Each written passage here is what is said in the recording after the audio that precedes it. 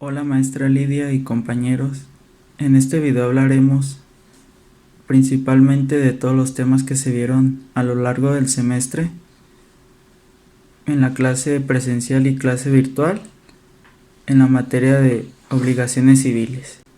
El primer tema que vimos fueron las fuentes y elementos de las obligaciones, en el cual dice que las obligaciones civiles nacen de la voluntad de las partes y siempre habrá un acreedor y un sujeto activo, en el cual es un elemento de voluntad y es una fuente del derecho, en el cual es expresa y tácita, en el cual la expresa se manifiesta por escrito y la tácita cuando resulte de hechos o de actos que la presuponen o que autoricen.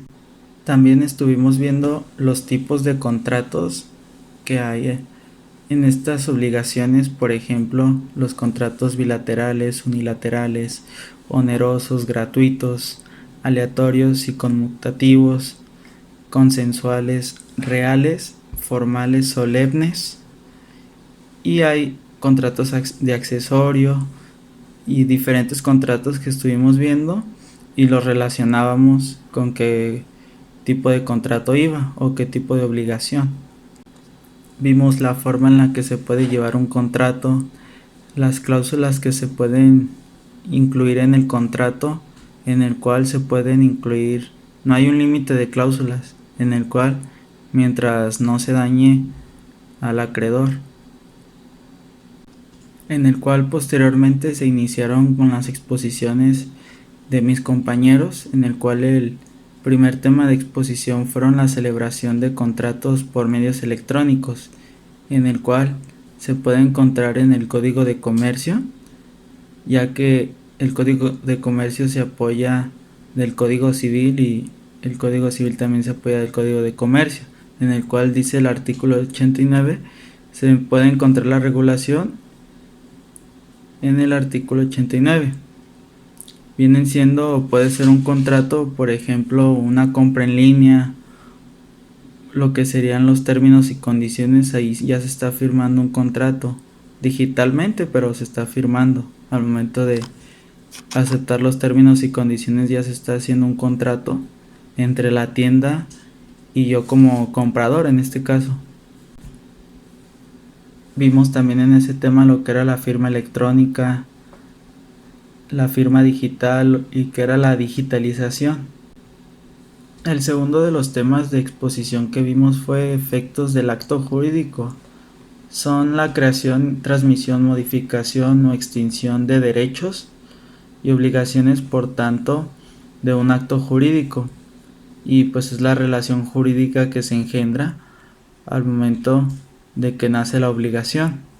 Y pues aquí entra lo que sería el autor, parte o tercero, ya que cada quien tiene su obligación que debe de cumplir. Y continuamos con el tercer tema, que es modalidades de las obligaciones, en el cual aquí podemos encontrar diferentes modalidades, el cual en el Código Civil del Estado de Jalisco se encuentran. Son las obligaciones condicionales, que están en el artículo 1447 del Código Civil del Estado de Jalisco. También está obligaciones conjuntivas y alternativas, que se encuentran en el artículo 1466, y obligaciones mancomunadas en el artículo 1489. Y para finalizar, obligaciones de hacer o no hacer, que se encuentran en el artículo 1535. Todos estos en el Código Civil del Estado de Jalisco. En el cuarto tema vimos las obligaciones complejas, que son aquellas que tienen por objeto varias prestaciones y por ende deben de ser cumplidas, y en singular, ya que solo hay un acreedor y un deudor. En este caso no puede ser una obligación mancomunada, es una obligación, pues en este caso, que solamente es el acreedor y el deudor. También en este mismo tema vemos lo que es el término, que viene siendo un plazo de día, mes y año que se establece para el cumplimiento, en el cual hay La clasificación de plazo que viene siendo la convencional es la que se ha fijado entre la voluntad de las partes, es decir, yo me pongo de acuerdo con la otra parte para fijar la fecha del cumplimiento. Si yo debo una cierta cantidad de dinero, yo ahí le puedo decir, pues te pago tal el 25 de mayo del 2020, en el cual en esa fecha es un término ya que está establecido y yo tengo que cumplir con esa obligación. Y cuando es en la legal, es viene determinado por la norma jurídica, en el cual, por ejemplo, en un plazo de 30 días. Otro de los temas que vimos fueron los efectos de las obligaciones, que dice son las consecuencias jurídicas que nacen de la misma. En este caso es la necesidad de que se cumplan las obligaciones, ya sea voluntariamente, en el cual aquí entra el pago, el ofrecimiento del pago y de la consignación, y el derecho de retención, en el cual los podemos encontrar en el Código Civil del Estado de Jalisco, el del pago en el 1577, el del ofrecimiento del pago en 1612 y así sucesivamente. Y en otro de los temas que vimos fue el tema de las complicaciones de los sujetos, en el cual es la simple mancomunidad, solidaridad, la indivisibilidad, y en los efectos de las obligaciones vimos con relación a terceros, actos celebrados en fraude de los acreedores y simulación de los actos jurídicos, en el cual se estuvo desglosando, y la simple mancomunidad es de derechos de deudores o de acreedores, en el cual se divide la deuda. Si es de mancomunidad, se divide la deuda. Si debemos 3 personas, y si yo tengo el dinero de pagar, lo hago, y la deuda ya les queda a esas 2 personas, a mí ya no. La continuación la hará mi compañero Oscar González. Buen día, mi nombre es Oscar González Prado y yo voy a continuar con este video. El siguiente tema es el de los efectos generales de las obligaciones recíprocas. Dice la definición del libro: cada uno da algo porque recibe o espera recibir de la otra parte una prestación a cambio de la suya. Se refiere a que una persona, una parte, da un dinero a cambio de recibir un bien, o tal vez hay un intercambio de bienes. Eso ya depende del contexto, pero básicamente se refiere a eso. Este tema es muy amplio. Uno de los subtemas que a mí me pareció importante mencionar es el de la teoría de los riesgos, que según la definición del libro dice que es la imposibilidad de ejecutar una obligación proveniente de un acontecimiento ajeno al deudor, que no pudo resistir ni evitar, lo libera del cumplimiento y lo exonera de toda responsabilidad.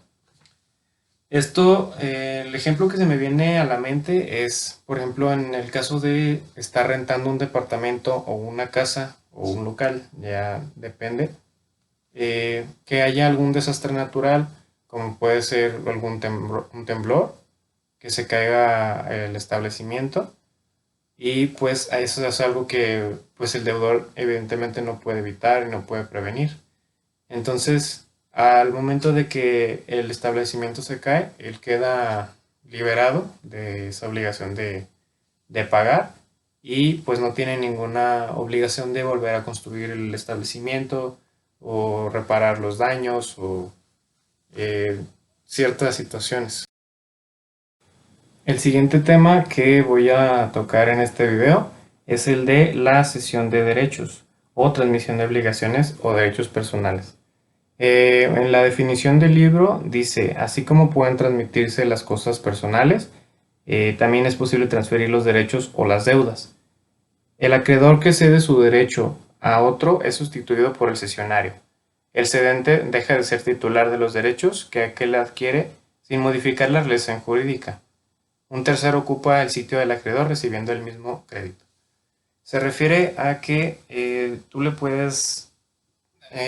bueno, el ejemplo que se me viene en la cabeza es que, por ejemplo, yo soy dueño de, no sé, de alguna canción. Yo le cedo los derechos a un compañero, un amigo, y la persona que va a estar recibiendo los beneficios de esa canción económicos va a ser la otra persona. Eso pues obviamente tiene que estar escrito bajo la supervisión de un juez y de un notario, y esa sería la forma en la que tú le puedes ceder los derechos de autor, en este caso, a otra persona.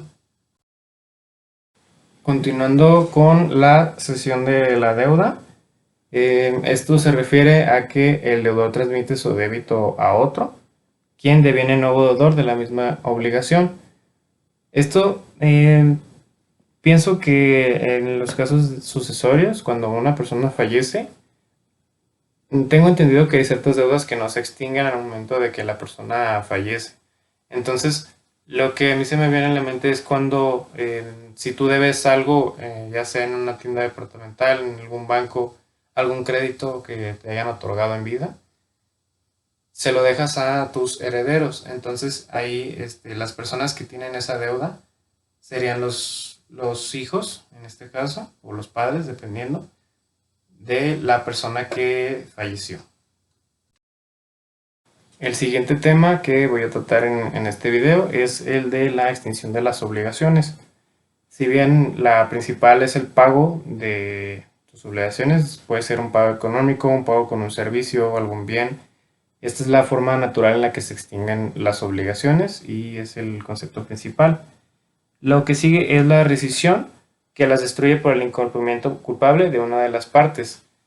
La siguiente es la nulidad, que las extingue porque nacieron viciadas. Al decir viciadas se refiere que que no hubo honestidad de alguna de las partes.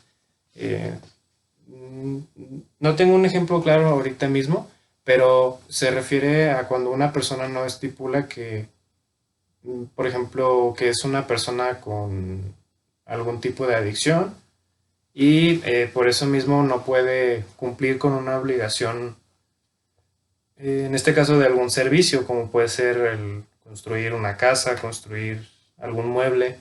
Eso es lo que yo tengo claro que es. El caso fortuito, que las aniquila por imposibilidad de la ejecución. Esto me recuerda a la teoría de los riesgos que decía la misma palabra, que es debido a un caso fortuito que pues no puede ser evitado por ninguna de las partes, sobre todo por el deudor. El último tema que se va a tratar en el video va a ser el de la nulidad y las otras formas de ineficacia en un acto jurídico.